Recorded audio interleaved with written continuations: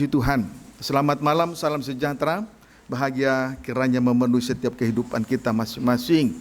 Puji Tuhan, saya tidak lupa menyapa anak-anak Tuhan, hamba-hamba Tuhan yang sedang mengikuti pemberitaan firman Tuhan lewat live streaming video internet, YouTube, Facebook, dimanapun Anda berada. Selanjutnya mari kita mohonkan kemurahan dari Tuhan supaya kiranya Tuhan membukakan firman-Nya bagi kita malam ini. Segera kita perhatikan firman penggembalaan untuk ibadah pendalaman Alkitab yang disertai dengan perjamuan suci. Rut pasal yang kedua ayat 20. Kita kembali membaca Rut 2 ayat 20, silakan. Demikian firman Tuhan. Ya. Sesudah itu berkatalah Naomi kepada menantunya, Ya. diberkatilah kiranya orang itu oleh Tuhan yang rela mengaruniakan kasih setianya kepada orang-orang yang hidup dan yang mati. Lagi kata Naomi kepadanya, orang itu kaum kerabat kita, dialah salah seorang yang wajib menebus kita. Puji Tuhan. Lagi kata Naomi kepadanya, orang itu kaum kerabat kita, dialah salah seorang yang wajib menebus kita.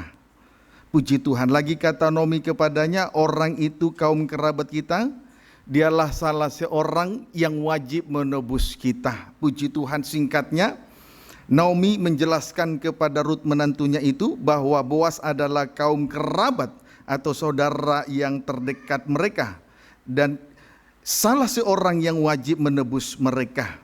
Jadi apa yang telah dijelaskan oleh Naomi kepada Rut menantunya itu sesuai dengan ketentuan dan sesuai dengan peraturan yang berlaku di Israel. Hal itu ditulis dengan jelas di dalam Imamat 25 ayat 24 sampai dengan ayat 25. Apabila salah seorang dari bangsa Israel itu jatuh miskin, puji Tuhan, jatuh miskin, maka dan menjual segala hartanya, maka kerabat atau saudara yang terdekat harus datang untuk menebusnya. Harus datang untuk menebusnya. Puji Tuhan. Haleluya. Jadi apa yang telah dijelaskan oleh Naomi kepada Rut menantunya itu sesuai dengan ketentuan dan peraturan yang berlaku di Israel. Hal itu ditulis dengan jelas di dalam Imamat 25 ayat 24 sampai dengan 25. Kemudian penggenapan dari nubuatan itu telah dikerjakan oleh pribadi Yesus Kristus 2000 tahun yang lalu di atas kayu salib. Kemudian, saudaraku, penggenapan dari nubuatan itu telah dikerjakan oleh pribadi Yesus Kristus 2000 tahun yang lalu di atas kayu salib. Puji Tuhan. Perkara ini diakui dan ditulis langsung di dalam Injil Matius pasal 20 ayat 28. Injil Matius pasal 20 ayat 28 tidak perlu ditulis, namun di sana dikatakan anak manusia datang ke dunia ini bukan untuk dilayani, melainkan untuk melayani dan memberikan nyawanya untuk menjadi tebusan terhadap orang-orang yang terjual kepada maut seperti Naomi dan Rut. Amin, saudaraku. Setelah Naomi menjelaskan perkara itu kepada Rut menantunya, sekarang kita akan memasuki ayat 21. Puji Tuhan. Setelah hal itu dijelaskan setelah Naomi menjelaskan perkara itu kepada Rut menantunya itu, selanjutnya kita akan memperhatikan ayat 21 sebagai respon daripada Rut kepada penjelasan Naomi tersebut. Ayat 21. Demikian firman Tuhan. Ya. Lalu kata Rut, Ya. perempuan Moab itu, Terus? lagi pula ia berkata kepadaku, Terus? tetaplah dekat pengerja-pengerjaku sampai mereka menyelesaikan seluruh penyakitan ladangku. Puji Tuhan. Setelah mendapatkan penjelasan dari Naomi menantunya itu, sontak saja atau mendadak Rut teringat kembali kepada perkataan Boas kepadanya di dalam Rut pasal 2 ayat 8. Amin. Boas rohani itulah pribadi dari Tuhan Yesus Kristus. Boas rohani itulah pribadi dari Tuhan Yesus Kristus, kepala gereja. Perkataannya selalu diingat oleh murid-muridnya. Puji Tuhan. Boas rohani itulah pribadi dari Tuhan Yesus Kristus, kepala gereja. Perkataannya selalu diingat oleh murid-muridnya. Contoh peristiwa. Satu kali pada Injil Matius, tepatnya Matius 26 ayat 75, hal itu telah diterangkan beberapa waktu yang lalu. Kemudian B, 2 kali pada Injil Lukas. Antara lain 1 Injil Lukas 22 ayat 61, 2. Injil Lukas 24 ayat 8, dan hal itu juga telah diterangkan. Puji Tuhan. Kemudian C, 3 kali pada Injil Yohanes. C, 3 kali pada Injil Yohanes. 1 Yohanes 2 ayat 17, hal ini telah diterangkan pada minggu yang lalu. Kemudian 2 Yohanes 2 ayat 22, dan kita akan perhatikan hal itu. Kemudian 3 Yohanes 12 ayat 16. Puji Tuhan. Injil Yohanes 12 ayat 16. Sekarang keterangan 3 kali pada Injil Yohanes. Keterangan 3 kali pada Injil Yohanes. Puji Tuhan. Keterangan 3 kali pada Injil Yohanes. Yang pertama Yohanes 2 ayat 17. Ya, hal ini telah diterangkan. Ya, maka teringatlah murid-muridnya bahwa ada tertulis, cinta untuk rumahmu menghanguskan aku. Hal ini telah diterangkan pada minggu yang lalu, kiranya apa yang telah dipaparkan menjadi berkat, menjadi praktek dalam hidup kita masing-masing. Amin. Sekarang yang kedua, Yohanes 2 ayat 22. Nah, sekarang kita akan fokus memperhatikan Injil Yohanes 2 ayat 22. Puji Tuhan. Haleluya. Baca. Demikian firman Tuhan. Ya. Yesus menyucikan bait Allah. Yesus menyucikan bait Allah. Ya. Kemudian sesudah ia bangkit dari antara orang mati, barulah teringat oleh murid-muridnya bahwa hal itu telah dikatakannya, dan mereka pun percayalah akan kitab suci dan akan perkataan yang telah diucapkan Yesus. Puji Tuhan. Sesudah ia bangkit dari antara orang mati, barulah teringat oleh murid-muridnya bahwa hal itu telah dikatakannya. Sesudah ia bangkit dari antara orang mati, barulah teringat oleh murid-muridnya bahwa hal itu telah dikatakannya. Puji Tuhan. Haleluya. Saudara, tentang derita dan sengsara atau kematian daripada Yesus di atas kayu salib, lalu bangkit pada hari yang ketiga, hal itu telah disampaikan kepada 12 murid. Hal itu telah diterangkan kepada murid-muridnya secara gamblang. Itu telah disampaikan. Pengalaman kematian dan kebangkitan, sengsara dan derita Yesus, atau pengalaman kematian dan kebangkitan Yesus Kristus, hal itu telah disampaikan atau diajarkan oleh Yesus kepada ke-12 murid-muridnya. Dan hal itu dituliskan langsung dengan jelas di dalam Injil Matius, Injil Markus, dan Injil Lukas. Puji Tuhan. Namun perkataan itu sempat dilupakan oleh murid-murid. Namun perkataan itu sempat dilupakan oleh murid-murid. Akan tetapi setelah semuanya itu menjadi kenyataan, barulah murid-murid teringat kembali bahwa hal itu telah dikatakannya kepada mereka. Amin. Sebenarnya, ya, dalam konteks ayat ini, sebenarnya Yesus belum mati dan belum bangkit pada hari yang ketiga. Dalam konteks ayat ini. Amin, saudaraku. Sebenarnya Yesus belum mati dan belum bangkit pada hari yang ketiga. Tetapi mengapa soal kebangkitannya dituliskan pada Injil Yohanes ayat 2. Injil Yohanes 2 ayat 22. Ini yang menjadi pertanyaan. Jawabnya bermula dari tindakan Yesus, sebab ia mengadakan penyucian terhadap bait Allah pada ayat 14 dan 16. Bermula dari tindakan Yesus, sebab ia mengadakan penyucian terhadap bait Allah pada ayat 14 dan ayat 16. Amin, saudaraku. Singkatnya, Yesus menyucikan bait Allah dari 3 perkara. Singkatnya, Yesus menyucikan bait Allah dari 3 perkara.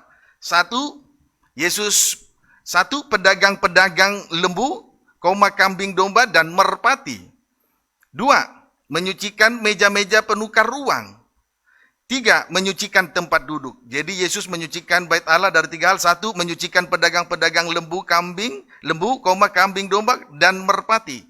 2, menyucikan meja-meja penukar uang. 3, menyucikan tempat duduk. Puji Tuhan. Kemudian kita akan melihat sejenak secara singkat saja tentang pedagang-pedagang lembu, kambing domba, dan merpati, menunjuk orang-orang yang menjual korban Kristus. Jelas hal ini menunjuk orang-orang yang menjual korban Kristus. Puji Tuhan. Amin. Tidak sedikit hamba-hamba Tuhan atau pelayan-pelayan Tuhan dengan berani menjual korban Kristus di tengah-tengah ibadah pelayanan. Prakteknya, melayani karena perut, melayani karena uang, melayani karena popularitas atau mencari nama, melayani karena kedudukan, dan lain sebagainya. Amin, saudaraku. Tidak sedikit hamba-hamba Tuhan atau pelayan-pelayan Tuhan menjual korban Kristus di tengah-tengah ibadah dan pelayanan di hadapan Tuhan. Prakteknya, melayani karena perut, melayani karena uang, melayani karena mencari nama atau popularitas, melayani karena kedudukan, melayani karena hal-hal yang lahiriah. Itu sama dengan menjual korban Kristus. Kemudian, tidak sedikit orang Kristen atau anak-anak Tuhan menjual korban Kristus. Prakteknya, meninggalkan ibadah hanya karena pekerjaan, meninggalkan ibadah hanya karena uang, meninggalkan ibadah hanya karena menempuh pendidikan dan usaha yang dikelola, serta perkara-perkara lahiriah lainnya di dalam dunia ini. Amin, saudaraku. Itu sama saja dengan menjual korban Kristus. Puji Tuhan. Haleluya. Hal ini harus disucikan dari dalam bait suci, dari bait Allah. Kiranya dapat dipahami dengan baik, supaya dengan demikian, baik hamba-hamba Tuhan berkenan di hadapan Tuhan di tengah-tengah ibadah dan pelayanannya, maupun umat Tuhan, anak-anak Tuhan orang Kristen, berkenan ketika ia menjalankan ibadahnya di hadapan Tuhan. Haleluya. Kemudian meja penukar uang. Jelas hal ini menunjuk kepada orang yang cinta akan uang atau hatinya terikat dengan uang. Puji Tuhan, yang sebenarnya hati adalah tempatnya firman Allah. Amin, saudaraku. Yang sebenarnya hati itu adalah tempatnya firman Allah, supaya hati menjadi cerminan hidup manusia. Kiranya dapat dipahami dengan baik, supaya hati menjadi cerminan dari hidup manusia. Sentralnya hidup manusia itu hati. Kiranya dapat dipahami dengan baik. Sejenak kita lihat atau membaca Amsal pasal 3 ayat 1 sampai dengan ayat yang keempat. Baca. Demikian firman Tuhan. Ya, Amsal 3 ayat 1 sampai dengan ayat yang keempat, silakan. Berkat dari hikmat pembukaan firman. Terus. Hai anakku, ya. Jangan melupakan ajaran Itu firman Tuhan. Terus. Dan biarlah hatimu memelihara perintahku. Ya, hati memelihara perintah. Jadi jelas hati ini tempatnya firman. Ayat 2. Karena panjang umur Ya. dan lanjut usia, Ya. serta sejahtera akan ditambahkannya kepadamu. Terus. Janganlah kiranya kasih dan setia meninggalkan engkau. Terus. Kalungkanlah itu pada lehermu. Ya. Tuliskanlah itu Ya, pada kembali lohatimu. tuliskanlah itu pada loh hati. Terus. Maka engkau akan mendapat kasih dan penghargaan dalam pandangan Allah. Puji serta Tuhan. manusia. Perhatikan. Jikalau firman Tuhan mendapat tempat di dalam hati kita, keuntungannya kita akan mendapat beberapa keuntungan. Jikalau hati kita menjadi tempatnya firman Tuhan, ada beberapa keuntungan yang kita peroleh, antara lain panjang umur dan lanjut usia. Amin. Panjang umur dan lanjut usia. Saudara, 70 tahun sama dengan panjang umur. Kalau seseorang hidup sampai dengan 70 tahun sama dengan panjang umur. Tetapi apabila ditambahkan lagi sama dengan lanjut usia. Ditambahkan lagi lanjut. Ditambahkan lagi lanjut usianya. Ditambahkan lagi lanjut. Amin, saudaraku. B, kesejahteraan ditambahkan. Berarti tidak dikurangkan. Tidak diambil damai sejahtera. Kesejahteraan ditambahkan. Berarti damai sejahtera tidak terambil dari kehidupan orang yang menyimpan firman dengan baik di dalam hatinya. C, mendapat kasih dan penghargaan. Mendapat kasih dan penghargaan dalam pandangan Allah dan manusia. mendapat kasih dan penghargaan, dikasihi dan dihargai loh, oleh pandangan Allah dan pandangan manusia. Amin, saudaraku. Puji Tuhan, itulah beberapa keuntungan yang kita peroleh kalau hati ini menjadi tempatnya firman Tuhan. Sebab itu perhatikanlah sungguh-sungguh dengan baik. Jangan kita mengeraskan hati terhadap firman Allah yang dipaparkan malam ini bagi kita. Amsal 7 berkaitan dengan hal itu, masih kita lebih jauh kita melihat dalam Amsal 7 ayat 1 sampai dengan ayat 4. Demikian firman Tuhan. Ya. Hai anakku, Anak-anak Tuhan terus berpeganglah pada perkataan ya. dan simpanlah Ya. perintahku dalam Ya. hatimu. Berpegang berarti simpanlah firman itu di dalam hati terus. Berpeganglah pada perintahku Ya. dan engkau akan hidup. Ada hidup terus. Simpanlah ajaranku Ya. seperti biji matamu. Puji Tuhan, disimpan dalam hati seperti menjaga biji mata. Ayat 3. Tambatkanlah semuanya itu pada jarimu Ya. dan tulislah itu pada luk hatimu. Ayat 4. Katakanlah kepada hikmat, Ya. engkaulah saudaraku. Terus. Dan sebutkanlah pengertian itu sanakmu. Puji Tuhan. Jikalau firman Allah sudah mendapat tempat di dalam hati tanpa sadar, kita berkata kepada hikmat, itulah pembukaan firman, engkaulah saudaraku, dan kepada pengertian, engkaulah sanakku. Amin, saudaraku.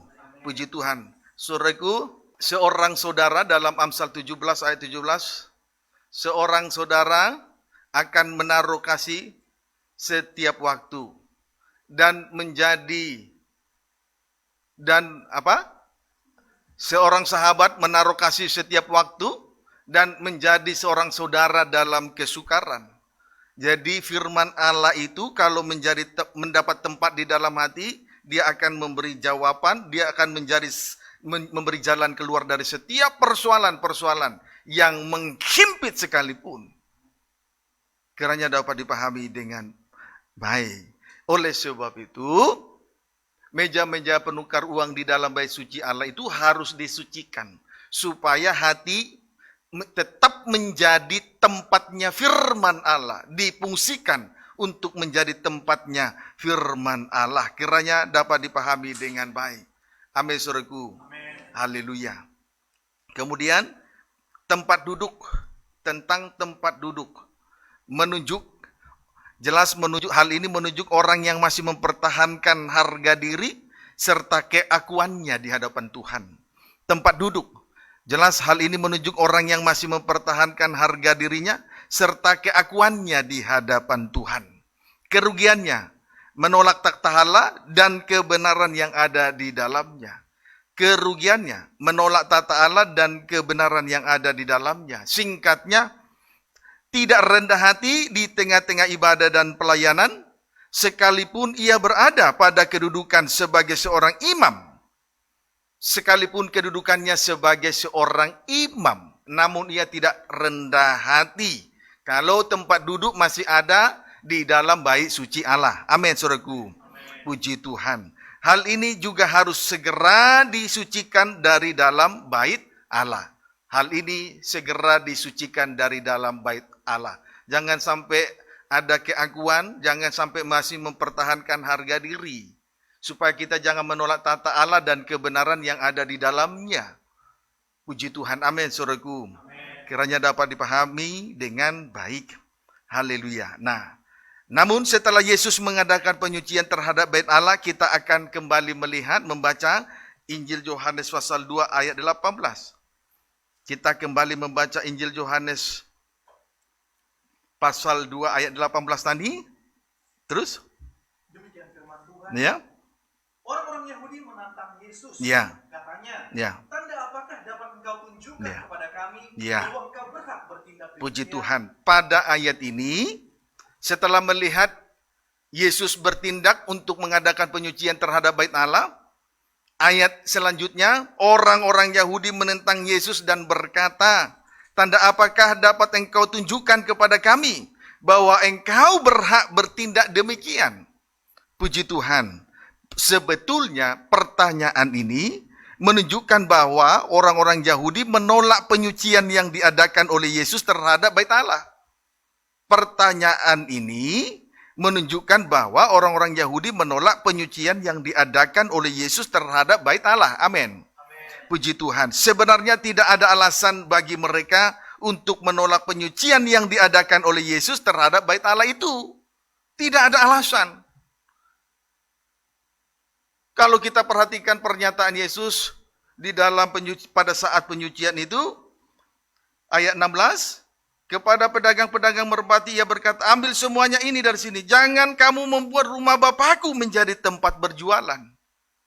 Dalam Injil yang lain dikatakan menjadi sarang penyamun. Menjadi tempat gerombolan-gerombolan. Perbuatan-perbuatan kejahatan. Puji Tuhan. Jadi sebenarnya tidak ada alasan, saudaraku, tidak ada alasan bagi mereka untuk menolak penyucian yang diadakan oleh Yesus terhadap bait Allah tersebut.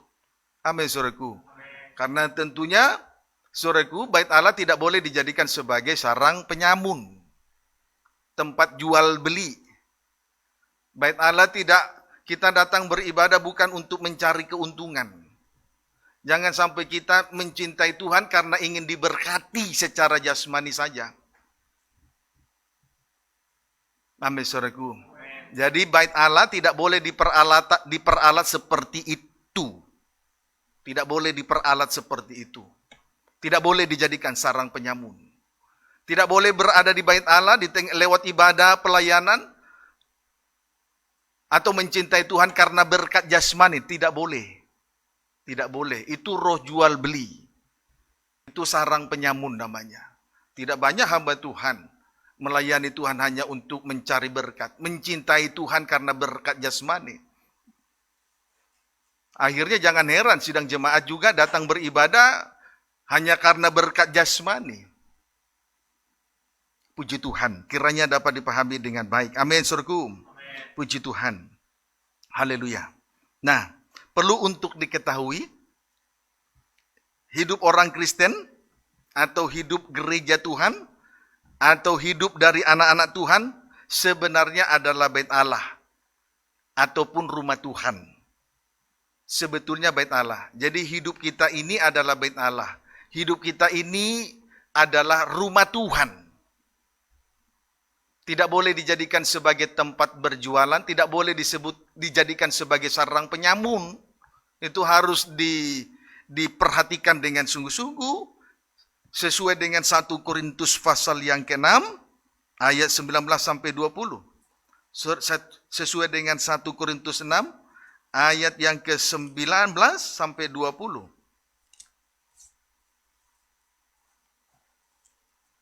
1 Korintus 6 ayat 19 sampai 20. Silakan. Demikian firman Tuhan. Iya. Atau tidak tahukah kamu Iya. bahwa tubuhmu adalah bait Roh Kudus Bait yang diam di dalam kamu. Roh Allah yang diam di dalam kamu, terus? Roh Kudus yang kamu peroleh dari Allah. Iya, terus? Dan bahwa kamu bukan milik kamu sendiri. Bahwa kamu bukan milik kamu sendiri. Terus? Sebab kamu telah dibeli dan Ya. harganya telah lunas dibayar. Terus? Karena itu muliakanlah Allah dengan tubuhmu. Puji Tuhan. Rasul Paulus dengan tandas berkata kepada sidang jemaat di Korintus, bahwa kamu bukan milik kamu sendiri. Pada ayat 19, Rasul Paulus berkata dengan tandas bahwa kamu bukan milik kamu sendiri. Berarti baik tubuh ini maupun hidup ini bukan milik kita sendiri. Baik tubuh maupun hidup ini bukan milik kita sendiri. Dengan demikian, kita tidak berhak lagi atas tubuh ini maupun hidup ini. Dengan demikian, kita tidak berhak lagi atas tubuh ini maupun hidup ini. Amin. Kita tidak berhak untuk melakukan segala sesuatu dengan bebas menurut keinginan hati sendiri, selain memuliakan Allah dengan tubuh ataupun hidup ini. Tidak boleh sesuka hati, bebas berbuat sesuatu dengan keinginan hati sendiri. Tidak boleh. Karena tubuh ini adalah milik Tuhan, bait Allah. Tempat roh Allah berdiam. Jadi kita tidak boleh sesuka hati. Tidak boleh sesuka hati dengan bebas berbuat dosa. Sesuka hati beribadah. Kadang datang, kadang tidak. Kadang datang, kadang tidak. Tidak boleh sesuka hati beribadah. Tidak boleh sesuka hati melakukan keinginan-keinginan di hati sendiri.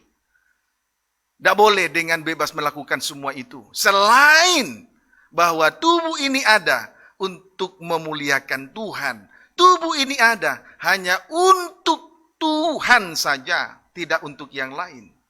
Jadi jangan salah mempergunakan hidup di hadapan Tuhan. Amin, saudaraku. Puji Tuhan, itu harus diketahui dengan pasti. Puji Tuhan. Mengapa demikian? Sebab kita semua, coba baca kembali. Ayat 20. Sebab kamu telah dibeli dan harganya telah lunas dibayar. Iya. Karena itu mulia Iya. dengan tubuhmu. Mengapa demikian? Sebab pada ayat 19, ayat 20 dikatakan, sebab kita semua telah dibeli dan harganya telah lunas dibayar dengan darah yang mahal. Sesuai dengan 1 Petrus 1 ayat 18-19. Kita sudah dibeli. Amin. Dan harganya telah lunas dibayar. Bukan dengan barang fana. Bukan dengan harta, kekayaan, bukan dengan uang. Tebusannya bukan dengan menggunakan uang. Bukan dengan perak dan batangan emas. Tetapi dengan darah yang mahal. Darah yang suci, yang tak bercacat celah. Jadi jelas bahwa tubuh ini maupun hidup ini jelas adalah bait Allah, milik Tuhan. Jadi jangan sesekali kita berbuat dengan sesuka hati. Apa yang kita ingini kita lakukan, apa yang kita mau kita lakukan. Tidak boleh seperti itu. Sebab hidup ini, tubuh ini, hidup ini adalah milik Tuhan. Bait Allah, milik Tuhan. Jadi tidak boleh dengan bebas melakukan kehendak sendiri dalam diri ini. Tidak boleh, tidak boleh. Tidak boleh, saudara, tidak boleh. Beribadah juga tidak boleh sesuka hati. Kadang datang, kadang tidak. Tidak boleh. Kita ini bait Allah. Puji Tuhan, kiranya dapat dipahami dengan baik. Lanjut, 2 Korintus 16 ayat 16.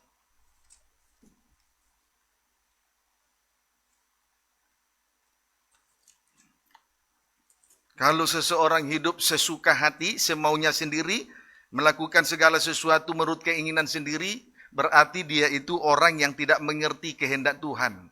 Belum mengerti rencananya Tuhan. Sebab itu, kalau kita datang beribadah tanpa pengertian, kita tidak bisa menyukakan hati Tuhan.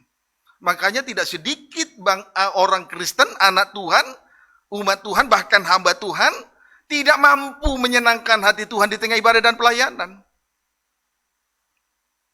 Tetapi kalau kita menyadari bahwa baik tubuh maupun hidup ini merupakan bait Allah, maka kita takut Tuhan. Tidak lagi sesuka hati berbuat segala sesuatu menurut keinginan di hati ini saja.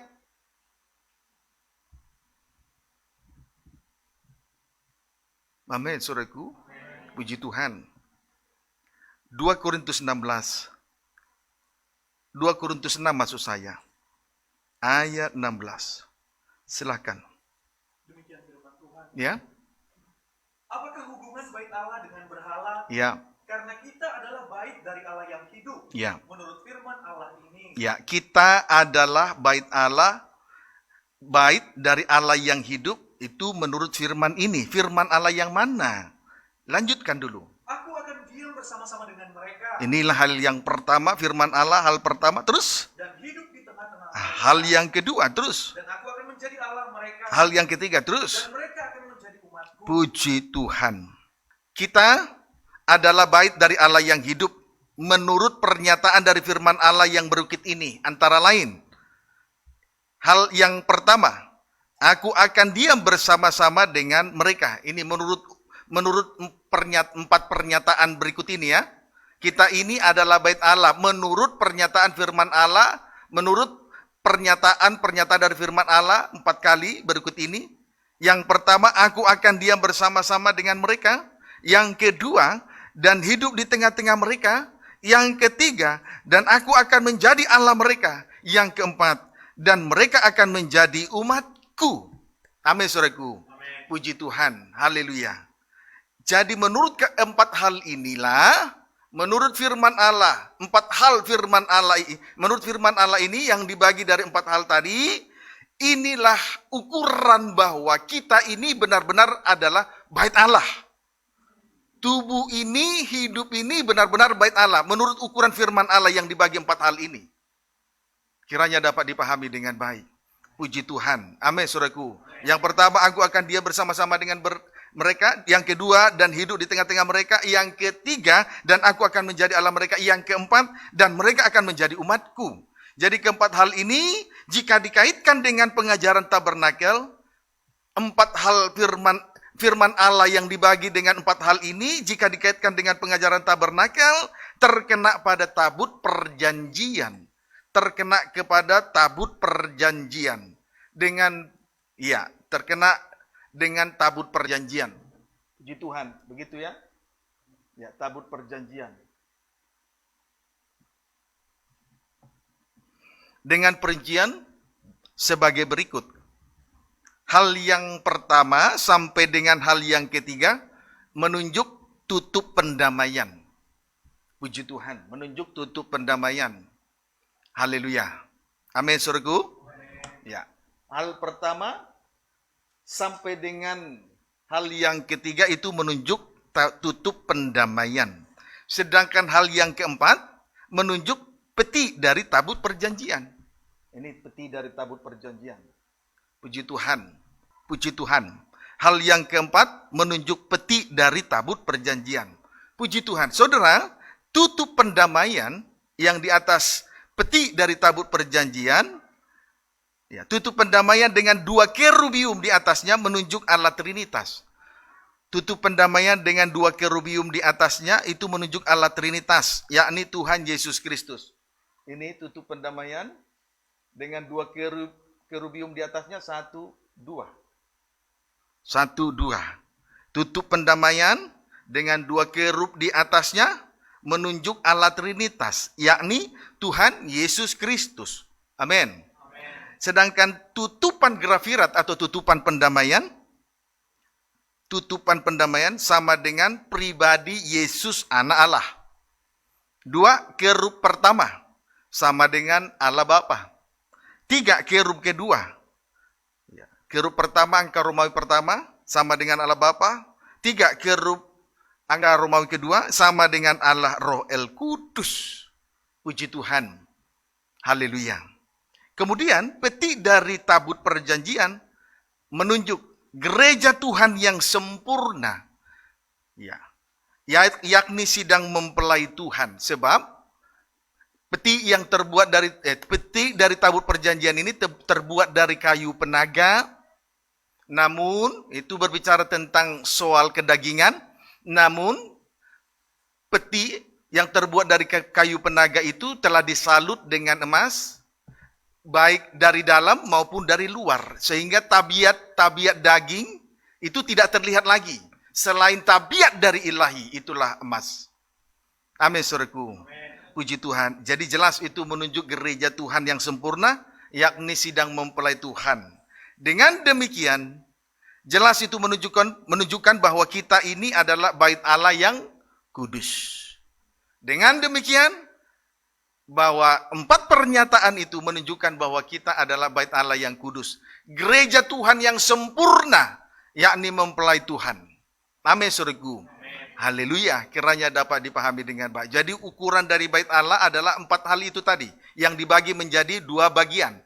Hal yang pertama sama dengan hal yang ketiga, jelas itu menunjuk kepada tutup pendamaian dengan 2 kerub di atasnya. Menunjuk Allah Trinitas, Tuhan Yesus Kristus. Tutup pendamaian, tutupan gerapiran, itu menunjuk pribadi Yesus Anak Allah, mempelai laki-laki surga. Sedangkan kerub yang pertama menunjuk Allah Bapa, kerub yang kedua Allah Roh El Kudus. Itulah Allah Trinitas. Sedangkan peti dari tabut perjanjian yang terbuat dari kayu penaga dilapisi dengan emas dalam luar menunjuk gereja yang sempurna atau sedang mempelai Tuhan milik kepunyaan Allah sendiri. Amin, saudaraku. Segambar serupa dengan Allah. Sebab tabiat daging sudah dilapisi dalam maupun luar oleh tabiat ilahi, itulah emas. Kiranya dapat dipahami dengan baik. Emas itu murni, tidak bisa berubah-berubah. Bahkan kalau emas dilemparkan dalam api, semakin dipanaskan dia semakin nyata kemurniannya. Semakin mengalami banyak ujian, semakin terlihat kemurniannya. Kiranya dapat dipahami dengan baik. Amin. Lalu lebih jauh kita melihat soal bait Allah. Kita sudah melihat ukurannya dari firman Allah yang dinyatakan, yang dibagi dengan 4 hal. Sekarang ayat 17. Sebab itu, keluarlah kamu dari antara mereka, Ya. dan pisahkanlah dirimu dari mereka, Ya. firman Tuhan. Ya. Dan janganlah menjamah apa yang najis, maka kamu akan menerima julagan. Karena tubuh kita ini adalah bait Allah, rumah Tuhan. Oleh sebab itu, 2 hal yang harus kita perhatikan. 2 hal yang harus kita perhatikan. 1, keluarlah dan pisahkanlah dirimu dari antara mereka. 1, keluarlah dan pisahkanlah dirimu dari antara mereka. Artinya jangan menjadi serupa dengan dunia ini. Atau jangan menjadi pasangan yang tidak seimbang dengan orang-orang yang tidak percaya. Sebab hal itu disebut sebagai noda kekafiran. Itu dinyatakan oleh Rasul Paulus pada ayat 11 sampai dengan ayat 15. Amin, saudaraku. Itu dinyatakan oleh Rasul Paulus pada ayat 15 sampai dengan ayat 16. Keluar, jadi kalau memang hidup atau tubuh ini adalah bait Allah yang suci, maka 2 hal yang harus kita perhatikan. 1, keluarlah dan pisahkanlah dirimu dari antara mereka. Artinya jangan menjadi serupa dengan dunia ini. Jangan menjadi serupa dengan dunia ini. Puji Tuhan. Kemudian jangan menjadi pasangan yang tidak seimbang dengan orang-orang yang tidak percaya. Sebab hal itu disebut sebagai noda kekafiran. Hal itu merupakan noda kekafiran. Puji Tuhan. Kiranya dapat dipahami dengan baik. Amin. Kemudian yang kedua, jangan menjamah apa yang najis. Jangan menjamah apa yang najis. Coba baca ayat 17 sampai 18, ulangi. Sebab itu keluarlah kamu dari antara mereka. Ya, keluarlah terus. Dan Pisahkanlah dari antara mereka terus. firman Tuhan. Ya. Dan janganlah menjamah Ya. apa yang najis. Yang kedua, jangan menjamah apa yang najis. Puji Tuhan. Jangan menjamah apa yang najis. Saudaraku, dunia orang mati itu merupakan dunia kenajisan. Jadi jangan menjamah apa yang dunia orang mati itu dunia kenajisan. Jadi jangan berada di dunia orang mati. Biarlah orang mati mengurusi orang mati. Tetapi hidup gereja Tuhan, hidup dari anak-anak Tuhan, sibuk menggunakan 2 tangan untuk melayani pekerjaan Tuhan. Jangan menjamah apa yang najis. Itu dunia orang mati. Orang mati sibuk mengurus orang matinya. Tapi kehidupan dari anak-anak Tuhan, hidup gereja Tuhan, harus berada di dalam bait Allah, serta menggunakan 2 tangan untuk digunakan untuk melayani pekerjaan Tuhan. Kiranya dapat dipahami dengan baik. Jangan menjamah apa yang najis. Tapi gunakanlah 2 tangan untuk melayani pekerjaan Tuhan di dalam rumah Tuhan. Dunia orang mati itu dunia orang najis. Orang mati mengurus orang matinya saja. Tidak usah kita sibuk dengan dunia orang mati. Kiranya dapat dipahami ya. Amin. Mengapa demikian? Lanjut ayat 18. Ayat 17 tadi. Jangan menjamah apa yang najis terus. Maka aku akan menerima kamu. Puji Tuhan. Mengapa demikian? Alasannya adalah Tuhan berkata, maka aku akan menerima kamu. Kita akan diterima. Amin, saudaraku. Puji Tuhan. Kiranya dapat dipahami dengan baik. Jadi, bait Allah itu yang harus diperhatikan 2. Keluarlah atau pisahkan dari antara mereka. Jangan serupa dengan dunia ini. Jangan menjadi pasangan yang tidak seimbang dengan orang dunia. Itu merupakan noda kekafiran. Noda dari orang kafir. Itu noda kekafiran. Kemudian jangan menjamah apa yang najis. Biarlah kiranya kita gunakan 2 tangan ini untuk melayani Tuhan. Biarlah orang mati mengurus orang matinya. Supaya kita jangan menjadi jangan menjamak, supaya kita jangan hidup dalam kenajisan. Kiranya dapat dipahami dengan baik. Puji Tuhan, mengapa demikian? Supaya kita diterima oleh Tuhan. Tuhan menerima kehidupan kita. Selain itu ayat 18. Dan aku akan menjadi bapamu. Ya. Dan kamu akan menjadi anak-anakku laki-laki dan anak-anakku perempuan. Demikianlah firman Tuhan yang Maha Kuasa. Selanjutnya kita akan melihat status Allah dan status kita. Puji Tuhan, jangan menjamak apa yang najis supaya kita tahu status kita di hadapan Tuhan dan kita juga tahu status Allah bagi kita. Amin. Status Allah bagi kita sebagai Bapa.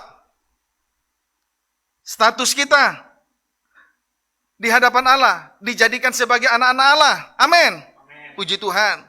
Dia menjadi Bapa bagi kita dan kita dijadikan sebagai anak-anaknya. Jadi status kita jelas. Status kita jelas. Menjadi anak-anak Tuhan. Perlu untuk diperhatikan oleh Tuhan. Anak perlu diperhatikan oleh Tuhan. Bapa perlu memperhatikan anak-anaknya. Nah, camkanlah itu dengan baik. Kiranya dapat dipahami dengan baik. Tetapi kalau kita kembali mengacu pada pertanyaan daripada orang-orang Yahudi tersebut pada Yohanes 2 ayat 18 tadi, menunjukkan bahwa seakan-akan mereka tidak peduli dengan kenyataan yang ada. Apa yang telah saya sampaikan barusan tadi. Bagaimana kehidupan kita, tubuh ini, hidup kita ini di hadapan Tuhan. Yang merupakan adalah sebagai bait Allah di hadapan Tuhan. Tadi sudah saya terangkan, begitu ya? Sudah saya terangkan, begitu ya? Amin. Tetapi kalau kita mengacu dalam Injil Yohanes pasal 2 ayat 18, seakan-akan orang Yahudi tidak peduli dengan segala sesuatu. Baik status Allah bagi manusia dan status manusia bagi Allah. Seakan-akan mereka tidak peduli. Dapat dipahami saudaraku? Puji Tuhan. Haleluya. Seakan-akan mereka tidak peduli dengan kenyataan yang ada. Bahwa tubuh ataupun hidup ini benar-benar bait Allah. Puji Tuhan. Haleluya. Kiranya dapat dipahami dengan baik. Sebab itu sekali lagi saya sampaikan dengan tandas. Kalau anak-anak Tuhan tidak mempunyai pengertian di tengah ibadah dan pelayanan, dia tidak akan mengerti. Kalau anak Tuhan tidak memperoleh pengertian di tengah ibadah dan pelayanan, dia tidak mengerti untuk menyenangkan hati Tuhan dan tidak mengerti rencananya Tuhan di dalam dirinya.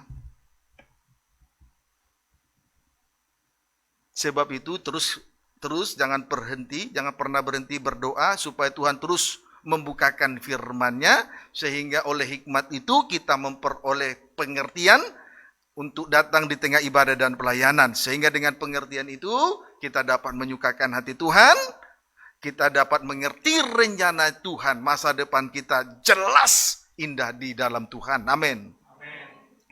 Yohanes, oleh sebab itu kita kembali membaca Injil Yohanes 2 tadi. Injil Yohanes 2 tadi, ayat 19. Boleh baca 18, 19. Demikian firman Tuhan. Ya. Orang-orang Yahudi menantang Yesus. Orang-orang Yahudi menantang Yesus terus. Katanya, Ya. tanda apakah dapat engkau tunjukkan kepada kami? Ya, setelah Yesus mengadakan penyucian terhadap bait Allah, orang-orang Yahudi menentang Yesus dan berkata, tanda apakah dapat engkau tunjukkan kepada kami bahwa engkau berhak bertindak demikian. Terus ayat 19. Jawab Yesus kepada mereka. Ya. Rombak bait Allah ini, dan dalam 3 hari aku akan mendirikannya kembali. Terima kasih. Jawab Yesus kepada orang-orang Yahudi, rombak bait Allah ini dan dalam 3 hari aku akan mendirikannya kembali. Jawab Yesus kepada mereka, kepada orang Yahudi, rombak bait Allah ini dan dalam 3 hari aku akan mendirikannya kembali. Puji Tuhan. Pendeknya, Tuhan mau merombak bait Allah. Tuhan mau merombak hidup kita ini. Amin. Dan membangunnya kembali dalam 3 hari saja. Tuhan mau merombak. Tuhan mau memperbaiki memiliki kehidupan kita ini dibangun kembali, dirombak kembali dalam 3 hari saja. Puji Tuhan. Haleluya. Nanti kita akan melihat kenapa alasannya untuk dirombak. Jadi yang pasti Tuhan mau merombak kembali bait Allah itu dan membangunnya kembali dalam 3 hari. Dirombak kembali dalam 3 hari saja. Sebenarnya apa yang dikatakan oleh Yesus kepada orang-orang Yahudi itu merupakan tanda kasih-Nya yang besar dan amat heran kepada mereka dan kepada kita. Kalau Tuhan kalau Yesus berkata kepada orang Yahudi, rombak bait Allah ini dan dalam 3 hari aku akan mendirikannya kembali. Sebenarnya perkataan itu merupakan tanda kasih-Nya yang besar dan amat heran kepada orang Yahudi dan juga kepada kita malam ini. Puji Tuhan. Sebab 3 hari menunjuk pengalaman Yesus dalam tanda kematian dan kebangkitannya. 3 hari itu kematian dan kebangkitannya. Jadi apa yang dikatakannya itu merupakan tanda kasih yang besar dan heran. Sebab angka 3 menunjuk pengalaman Yesus dalam tanda kematian dan kebangkitannya. Yesus mati bangkit bagi kita karena Yesus mengasihi kita. Demikianlah caranya untuk merombak bait Allah. Dengan 3 hari saja, tidak dengan cara yang lain. Puji Tuhan, kiranya dapat dipahami dengan baik. Roma pasal 6, kita lihat dulu soal mati dan bangkit ini di dalam Roma pasal yang ke-6 ayat 3 sampai 4.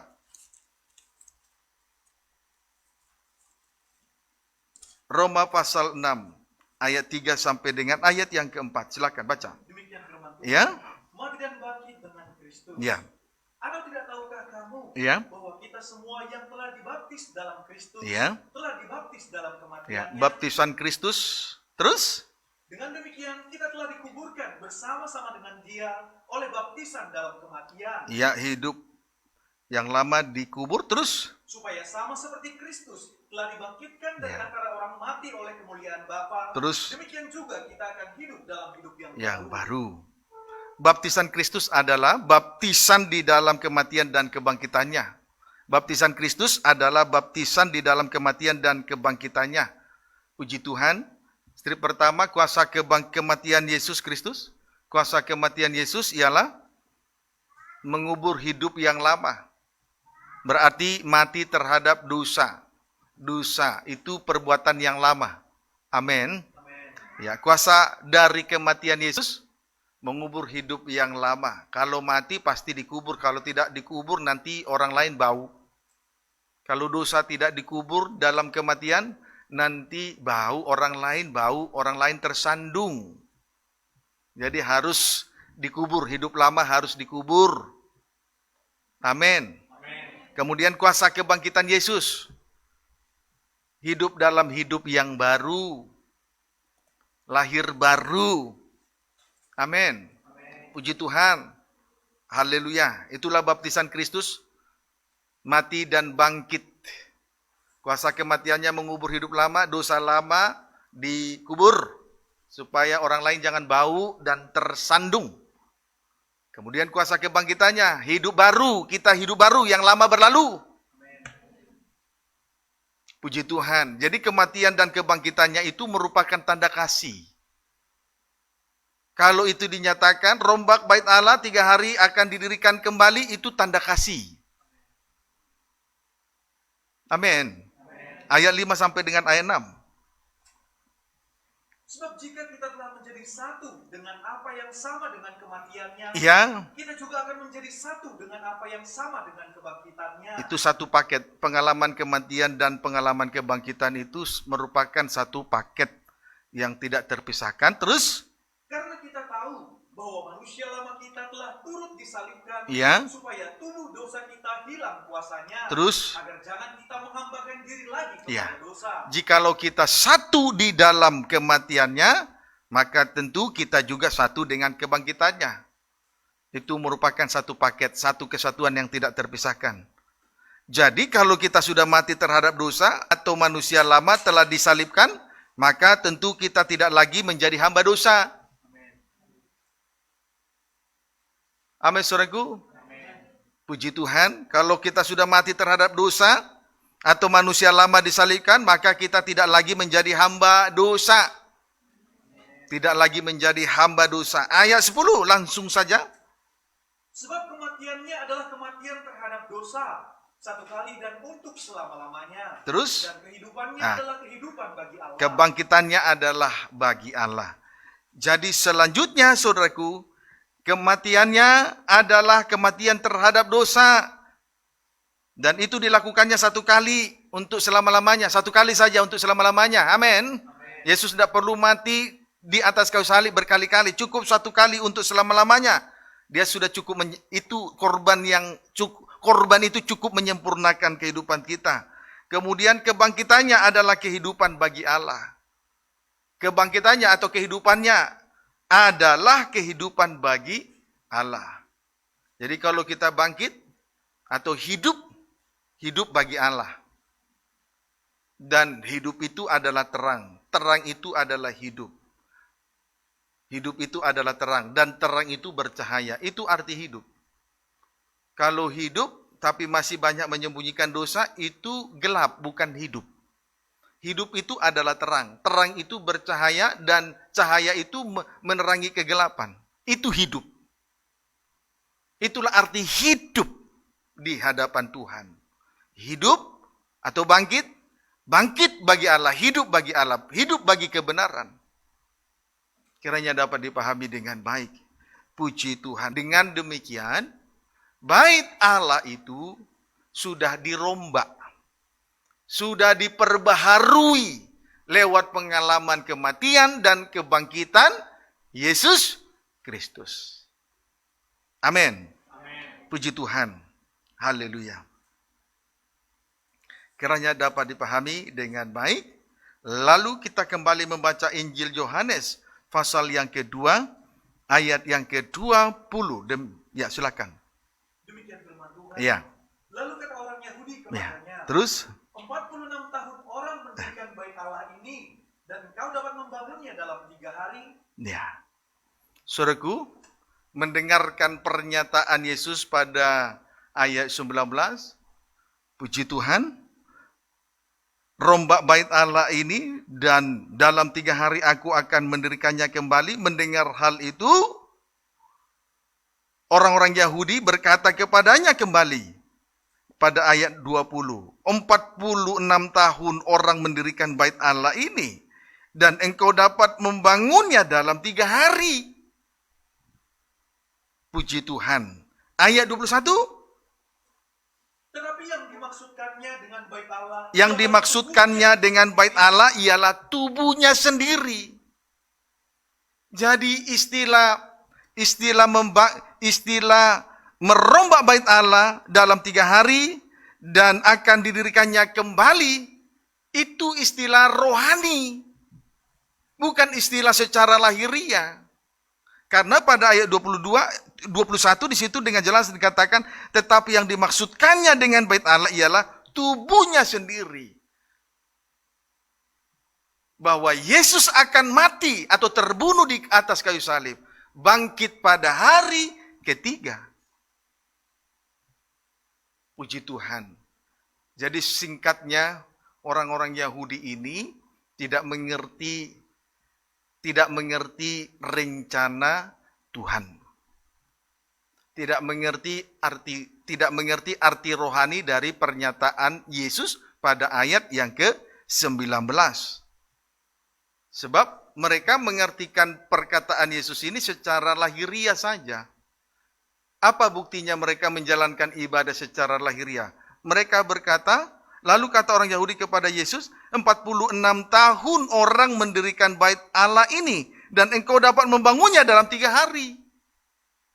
Saudaraku, angka 4 dan 6, jelas itu menunjuk hukum Taurat.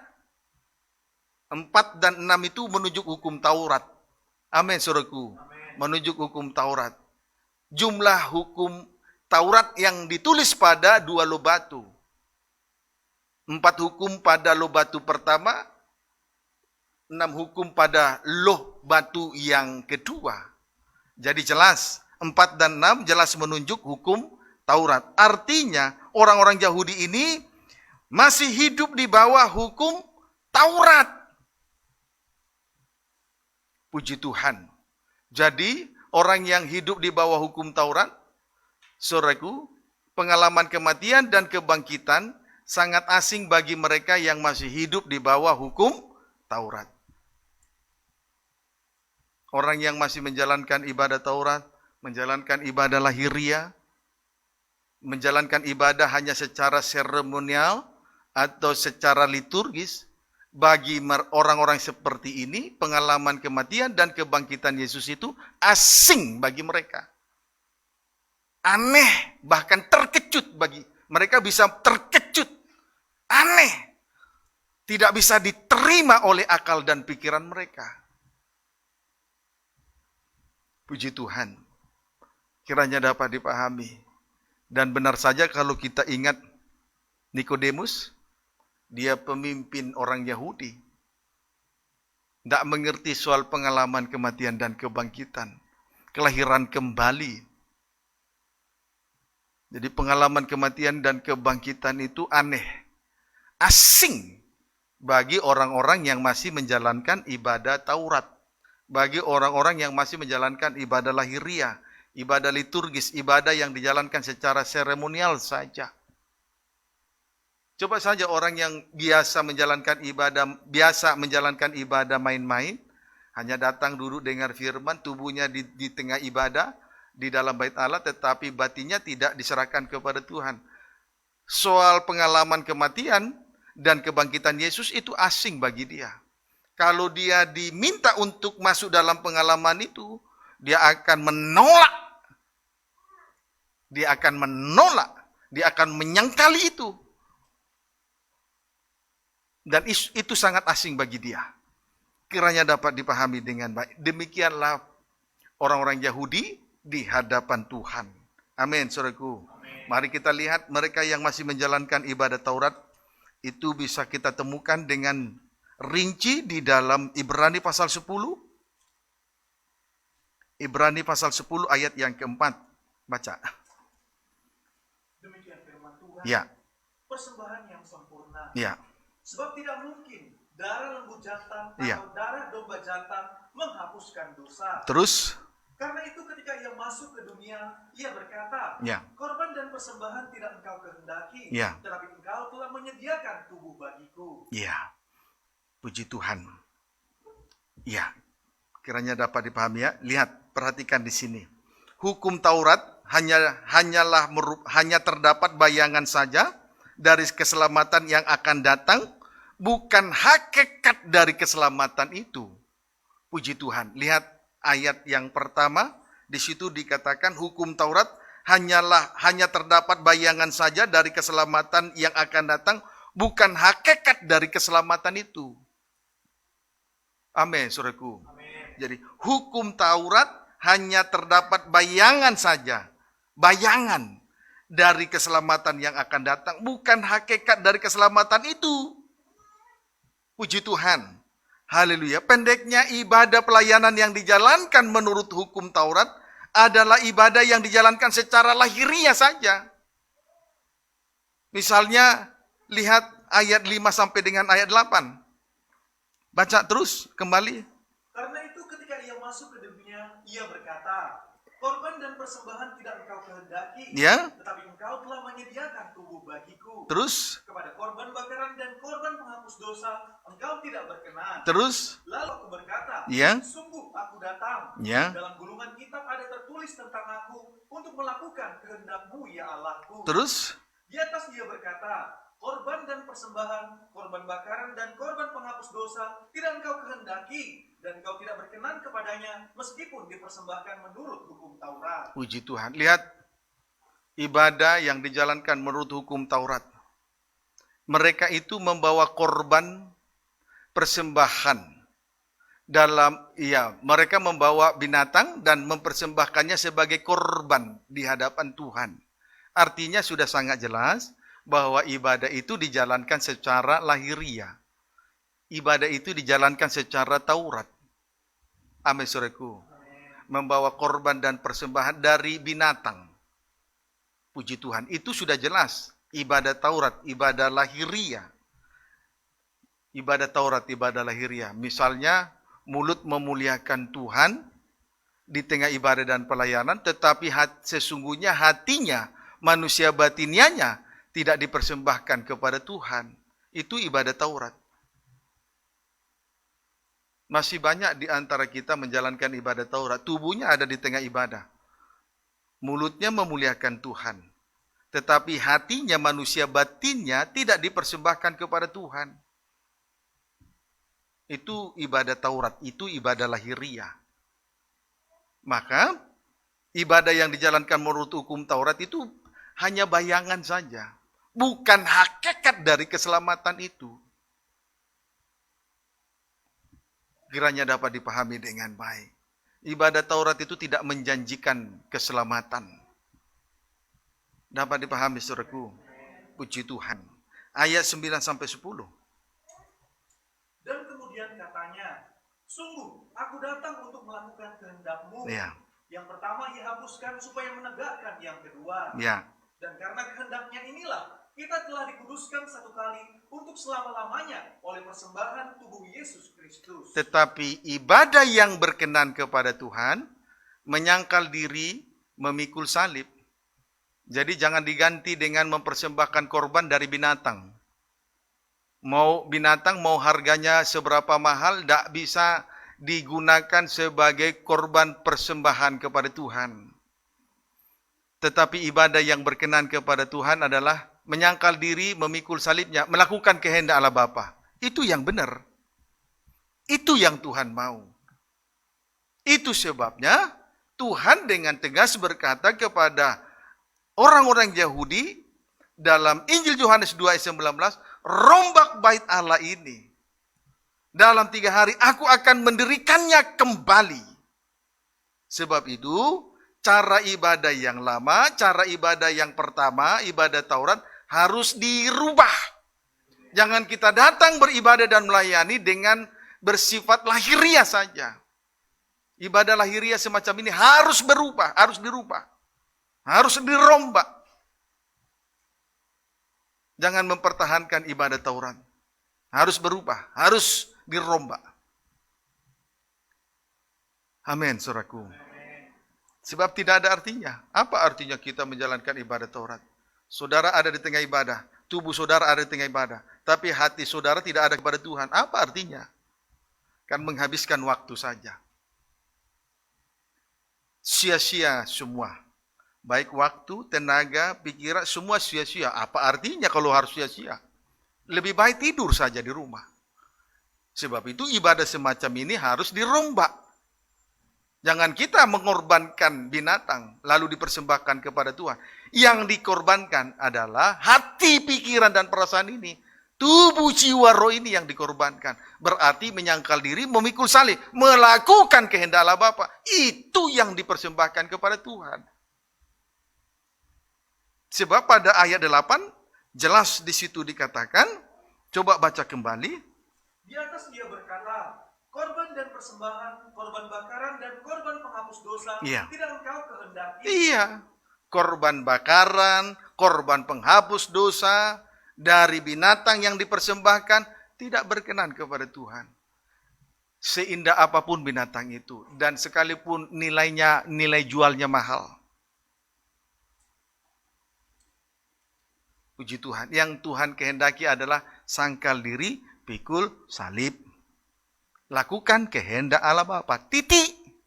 Sebab Yesus datang ke dunia ini untuk melakukan kehendak Allah Bapa.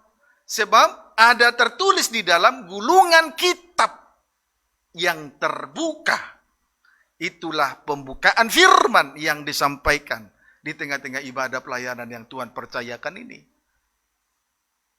Jadi inti dari pembukaan firman adalah Yesus mati di atas kayu salib untuk melakukan kehendak Allah Bapa. Bagi kita di tengah ibadah dan pelayanan adalah menyangkal diri, memikul salib, ikut Tuhan.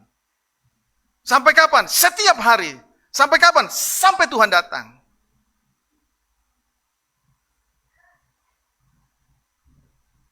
Amin. Puji Tuhan. Haleluya. Saudaraku, lihat saja ya, kelemahan-kelemahan dalam hukum menjalankan ibadah Taurat. Kelemahan-kelemahan ibadah Taurat. Satu, suka menunjuk-nunjuk dosa. Berarti tidak ada pengampunan. Dua, membela-bela diri, membenarkan diri. Nah, itu kelemahan di dalam hukum Taurat. Suka menunjuk dosa, tidak ada pengampunan. Yang kedua, suka membela diri atau membenarkan dirinya dengan caranya. Itu hukum Taurat itu. Itulah kelemahan hukum Taurat. Jadi hukum Taurat itu tidak berkuasa untuk menyelamatkan kita. Karena hukum Taurat tidak berdaya terhadap daging dengan segala kelemahan di dalam daging. Maka Tuhan menggantikannya, Allah menggantikannya dengan tubuh Yesus di atas kayu salib. Amin, saudaraku. Sehingga ia diremukkan di atas kayu salib. Dia menanggung semua penderitaan di atas kayu salib. Karena hukum Taurat tidak berdaya. Sebab itu kita juga harus menyangkal diri, memikul salib. Kalau kita beribadah hanya menuruti peraturan-peraturan saja, tidak bisa, tidak cukup. Harus memikul salibnya, menyangkal dirinya, ikut Tuhan. Berarti sampai kepada ikut Tuhan itu artinya sampai kepada pengalaman kematian. Titik terendah. Seperti benih gandum. Kalau tidak jatuh ke tanah dan mati, dia tidak akan berbuah. Jadi jatuh ke tanah dulu. Itu berbicara tentang kerendahan hati. Baru mati, berarti daging tidak bersuara lagi. Benih ini akan berbuah, tumbuh dan berbuah. Itu ikut Tuhan. Amin. Puji Tuhan. Kiranya dapat dipahami dengan baik. Haleluya. Kita lihat kembali sejenak. Yohanes 2 ayat 19 sampai 20.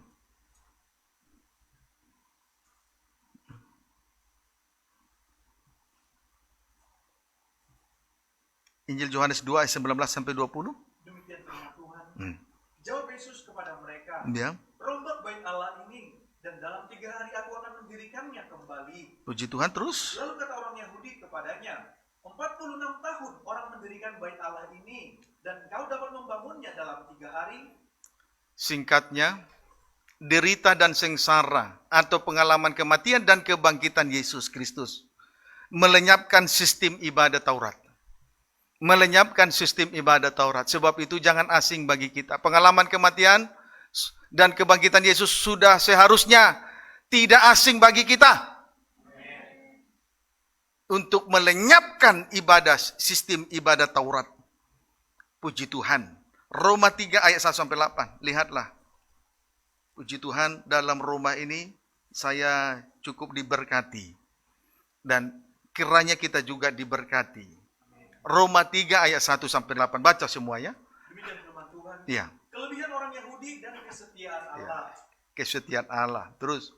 Jika demikian, apakah kelebihan orang Yahudi dan apakah gunanya sunat? Terus. Banyak sekali. Ya. Dan di dalam segala hal, pertama-tama, sebab kepada mereka lah dipercayakan firman Allah. Kelebihan mereka sunat dan Taurat. Terus ayat 2. Jadi bagaimana jika di antara mereka ada yang tidak setia? Ya.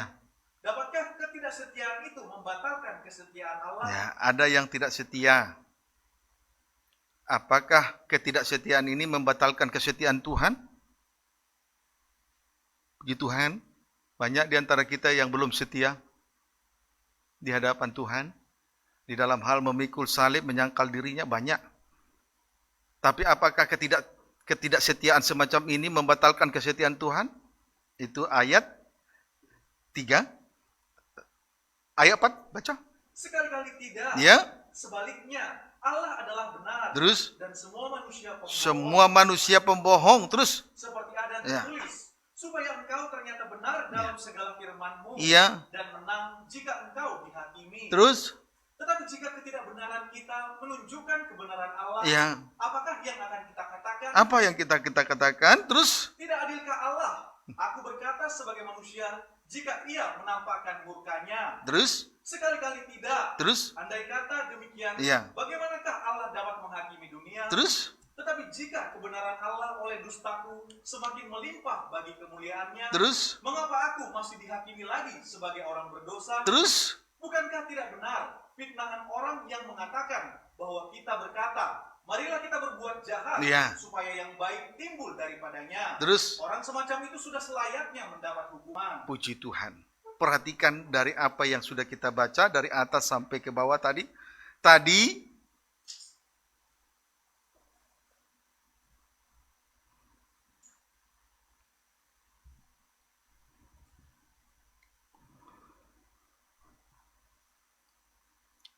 Di ayat 1, dari ayat 1 sampai ayat 8 ini tadi sudah dibaca, betul ya?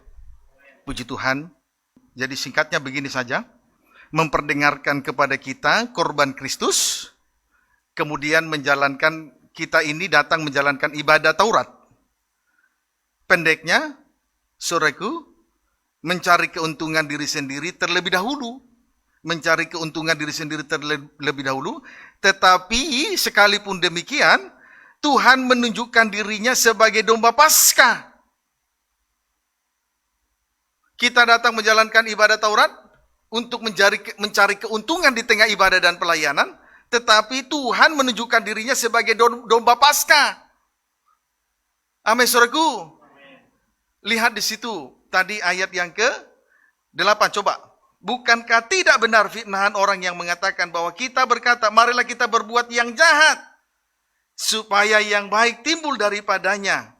Orang semacam ini sudah selayaknya mendapat hukuman. Kepada kita, korban Kristus diperdengarkan. Tetapi kita menjalankan ibadah Taurat. Amin.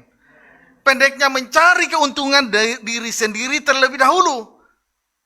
Di tengah ibadah. Tetapi Tuhan tetap menunjukkan dirinya sebagai domba Paskah. Jadi mana yang benar? Menjalankan ibadah Taurat. Di sisi lain Tuhan tetap menunjukkan dirinya sebagai domba Paskah. Mana yang benar? Kita menunjukkan kejahatan dan menjalankan ibadah Taurat, tetapi Tuhan tetap menunjukkan dirinya sebagai domba Paskah. Mana yang benar? Tuhan menampilkan kebenaran itu dengan menggagalkan Taurat, dengan tampilnya dirinya sebagai korban Paskah. Dapat dipahami, saudaraku? Coba diulangi supaya enak. Coba ulangi ya. Ayat 3. Jadi bagaimana jika di antara mereka ada yang tidak setia? Ada yang tidak setia. Terus? Dapatkah ketidaksetiaan Ya. itu membatalkan kesetiaan Ada Allah? yang tidak setia. Tapi yang tidak setia ini dapatkah membatalkan kesetiaan dari Allah?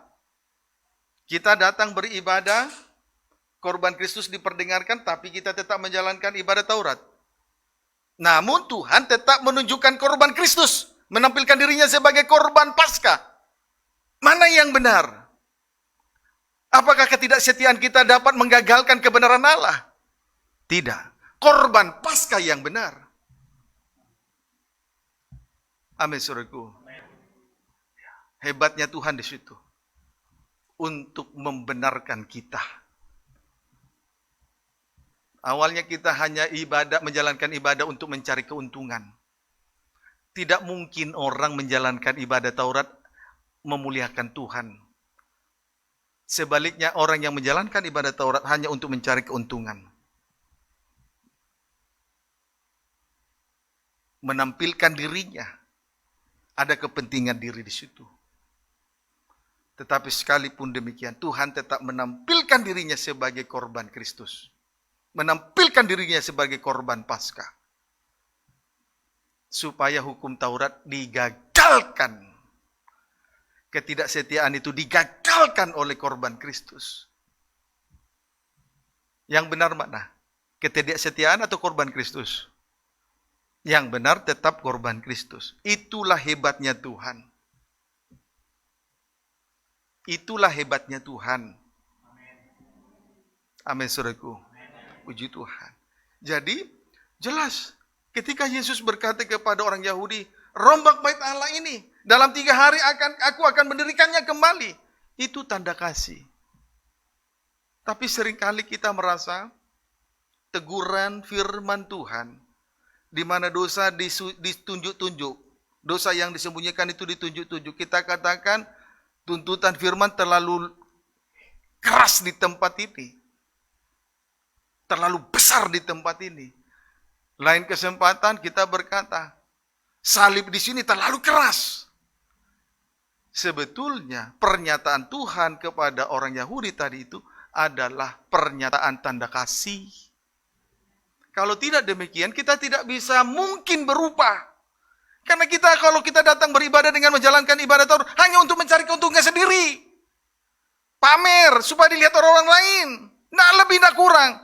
Tetapi sekalipun demikian, sebagai tanda ketidaksetiaan kita, Tuhan tetap setia untuk membatalkan ketidaksetiaan. Sebab dia tampil sebagai korban Paskah.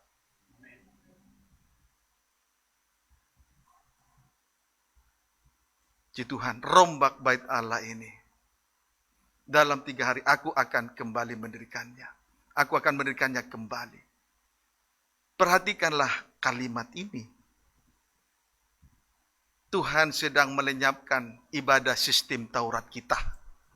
Yang selama ini kita kerjakan di hadapan Tuhan. Dan malam ini kita datang dengan minta ampun. Dengan tampilnya Yesus sebagai korban Paskah. Ia telah melenyapkan ketidaksetiaan kita. Kita menjalankan ibadah Taurat. Puji Tuhan. Kiranya dapat dipahami dengan baik. Haleluya. Nah, saudara, sebetulnya pengalaman kematian itu tidak lama. Hanya 3 hari. Hanya 3 hari. Kenapa tidak bangkit-bangkit? Karena hidup menurut tabiat sebetulnya 3 hari aja sudah Yesus bangkit. Tapi kenapa nggak bangkit? Karena daging belum mati. Puji Tuhan. Nah, malam ini Tuhan memberi suatu pengertian bagi kita. Supaya kita datang menjalankan ibadah dan melayani Tuhan dengan pengertian yang baik, pengertian yang suci, dan pengertian yang sehat. Supaya dengan demikian kita boleh menyenangkan hati Tuhan lewat ibadah ini. Dan kita mengerti rencana-rencana yang Tuhan sedang kerjakan dalam setiap kehidupan kita, pribadi lepas pribadi. Puji Tuhan. Amin, saudaraku. Ayat-ayat terakhir. Mari kembali baca Yohanes 2. Ayat yang ke 21 sampai 22. Demikian firman Tuhan. Tetapi yang dimaksudkannya dengan bait Allah ialah... Boleh baca ayat 13, 21 sampai 23. Ketika hari raya Paskah orang Yahudi sudah dekat, Yesus berangkat ke Yerusalem. Untuk merayakan hari raya Paskah. Puji Tuhan. Kita tampil dengan ibadah Taurat, tampil dengan ketidaksetiaan, tapi Yesus tampil sebagai korban Paskah. Untuk membatalkan ketidakadilan, untuk membatalkan ketidaksetiaan, untuk membatalkan ibadah Taurat, untuk membatalkan segala perbuatan-perbuatan yang tidak suci di hadapan Tuhan. Kemudian ayat 21 sampai 23. Tetapi yang dimaksudkannya dengan bait Allah ialah dirinya sendiri. Yesus mati, terbunuh, bangkit pada hari yang ketiga. Ayat 22. Kemudian sesudah ia bangkit dari antara orang mati, Terus barulah teringat oleh murid-muridnya. sontak saja murid-murid teringat. Nanti peristiwa itu benar-benar kalau sudah digenapi itu akan terjadi. Terus? Bahwa hal itu telah dikatakannya. Terus? Dan mereka pun percayalah akan kitab suci Ya. dan akan perkataan yang telah diucapkan Yesus. Puji Tuhan. Setelah Yesus bangkit dari antara orang mati, barulah murid-murid itu murid-murid itu teringat bahwa hal itu telah dikatakan Yesus kepada mereka secara gamblang. Kemudian 2 hal yang terlihat nyata. 1, percayalah akan kitab suci yang ditulis dalam kitab suci, firman yang tertulis dalam kitab suci. dari perjanjian lama maupun perjanjian baru. Kemudian selain itu, dan akan perkataan yang telah diucapkan Yesus. Puji Tuhan. Jadi perkataan Yesus itu adalah roh nubuat. Kesaksian Yesus itu adalah roh nubuat. Berarti harus tergenapi. Setiap apa yang diucapkannya itu pasti tergenapi. Amin, saudaraku. Puji Tuhan. Ayat 23.